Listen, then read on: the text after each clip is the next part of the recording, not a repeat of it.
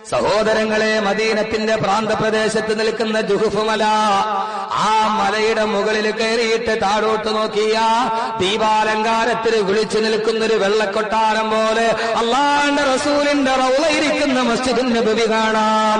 അതൊരു വല്ലാത്ത കാഴ്ചയാണിത്.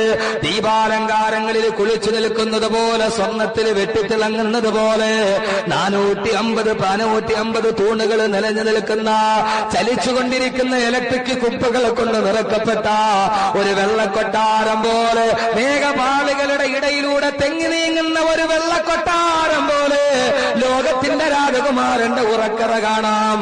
അള്ളാന്റെ റസൂല് പറഞ്ഞു, ജുഹുഫ് മലയുടെ മുകളിലേക്ക് കയറി നിന്നിട്ട് അള്ളാന്റെ റസൂലിന്റെ മസ്ജിദുൻ നബവിയിലേക്ക് നോക്കിയിട്ട് ദജ്ജാല് ചോദിക്കുമത്രേ, ലിമൻ ഹാദൽ ഖസ്റുൽ അബിയൽ, ലിമൻ ഹാദൽ ഖസ്റുൽ അബിയൽ, ഈ വെള്ളക്കൊട്ടാരം ആരുടേതാണെന്ന് ജുഹുഫ് മലയുടെ മുകളിൽ കയറി നിന്ന് ദജ്ജാല് ചോദിക്കുമെന്ന് 14 നൂറ്റാണ്ട് മുമ്പ് ആദരവായ പ്രവാചകൻ നബി മുഹമ്മദ് മുസ്തഫ.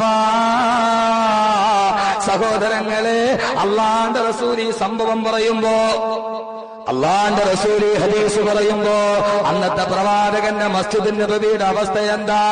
ഈത്തപ്പന മരത്തിന്റെ ഓലകൾ ചാരി വെച്ച 4 ഈത്തപ്പന മരത്തിന്റെ തൂണുകൾ കൊണ്ടുണ്ടാക്കിയ പാടമണല് മാത്രം വിരിച്ചിട്ട ഒരു കൊച്ചു പുര, ആ പുരയാണ് മസ്ജിദുൻ നബവി. ഈത്തപ്പന മരത്തിന്റെ ഓല വിരിച്ചിട്ടിയ മസ്ജിദുൻ നബവിയിൽ ഇരുന്നിട്ട് അള്ളാന്റെ റസൂല് പറഞ്ഞു, ലോകാവസാനം അടുക്കുമ്പോ ദജ്ജാല് പുറപ്പെടും, അവൻ എന്റെ മദീനത്ത് കിടക്കില്ല, അവൻ എന്റെ മക്ക കയറില്ല. പക്ഷേ ജുഹുഫ് മലയുടെ മുകളിൽ നോക്കിയിട്ട് അവൻ ചോദിക്കും, ലിമൻ ഹാദൽ ഖസ്റുൽ അബിയൽ, ഈ വെളുത്ത കൊട്ടാരം ആരുടേതാണ്?